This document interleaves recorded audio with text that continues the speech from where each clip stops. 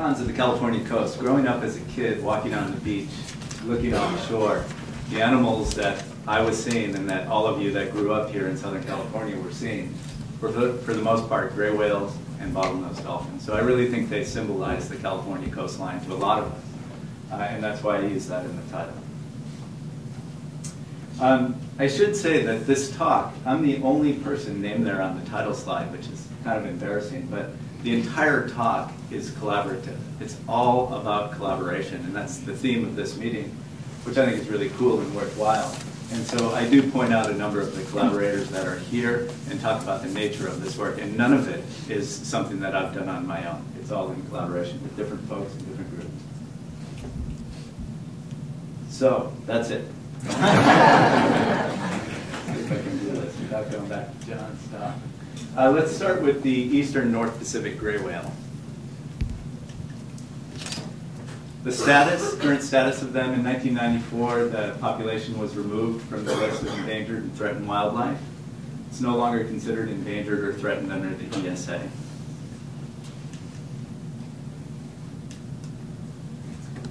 Here's the stock definition and a geographic range. That kind of outlines the range for you from Mexico down to, or up to Alaska and off of Russia. This dark area indicates the range. This is the wintering area where some of the animals are now. They're migrating along the coastline. And then in the summertime, they're up here feeding. A number of animals, about 140 a year, are taken here in the Aboriginal subsistence hunt off of Russia.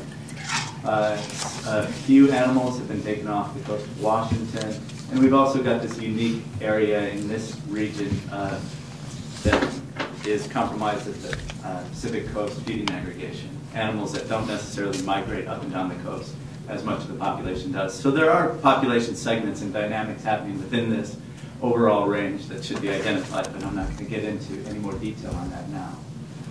Stock definition, 2 stocks, one on the western Pacific off of the coast of Russia is where their summer feeding area is, and the eastern population. And the way that we've determined stock definition here is actually taking genetic samples from the west, comparing them to the east, and finding that they're differentiated. That's work of Amy Lang at Scripps and also Southwest Center.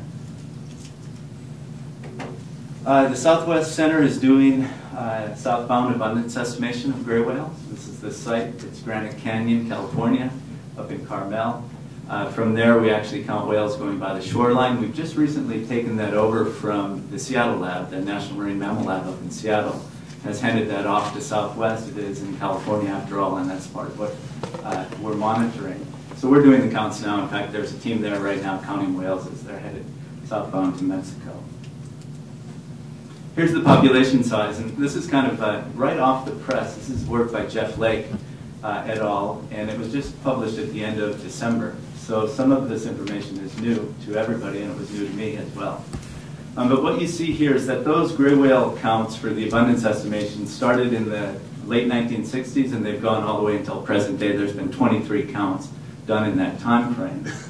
The lines with the points with the dotted error bars are the original estimates done by Dave Rue et al. And the new estimates by Jeff Lake. He's applied a number of correction factors to these estimates and come up with a slightly different pattern. And the most important thing to look at here is if we looked at Dave Rue's records, the peak in the abundance for the population was here in the late 1980s. But if we look at Jeff's revision of those, it takes us back about 10 years. And then the population actually comes down and it levels off here. So about 18,000 animals in the population is the best estimate from this recent work by Jeff Lake et al. And then I do want to just hit on this little dip right here just for a moment, and I've got another slide relative to that. There was a mortality event of eastern gray whales that happened in 1999-2000, and that's illustrated here in the number of stranded animals in the North America coastline. And you can see how that peaked up, and in the previous slide you saw how the population estimate went down, the number of mortalities increased. Wayne Perryman has also been doing what we call calf counts of northbound animals as they're headed from the wintering grounds back up to the summer feeding grounds. He works here in an area called Tater's Blancas. It's in San Simeon, California. The Hearst Castle is right up here. And he counts mother calf pairs as they go by the shoreline. What Wayne has shown is a pretty nice time series of information. You can see here it's been continuous since 1994. Every year there's a census or a count being done, and you can see kind of peaks in the number of calves that are counted, declines, increases, and then declines again. And I would just highlight this area right here of low calf production also coincided with that high mortality event and the low population estimate. So the whole picture kind of comes together. What's happening here, we're not exactly sure with. This last count in 2009 was very low. And Wayne's got a nice working hypothesis about sea ice conditions and access to the feeding grounds relative to the overall condition of the animals and therefore their calf production capability. What we want to get into next is actually assessing body condition. And Wayne has done some of this work from aerial photography. Here you can see a pregnant female. Here's a female that's got a young calf. And then here's a female, what her body condition looks like when the calf is actually much larger. So this is a southbound animal and this is a northbound animal. You can see how they get skinnier. It's not the same whale, but it gives you an indication of how they get skinnier over time.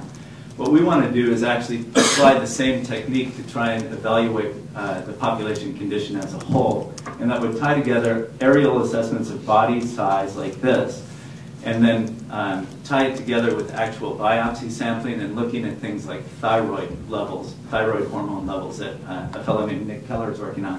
And I'm going to introduce you to Nick in just a moment.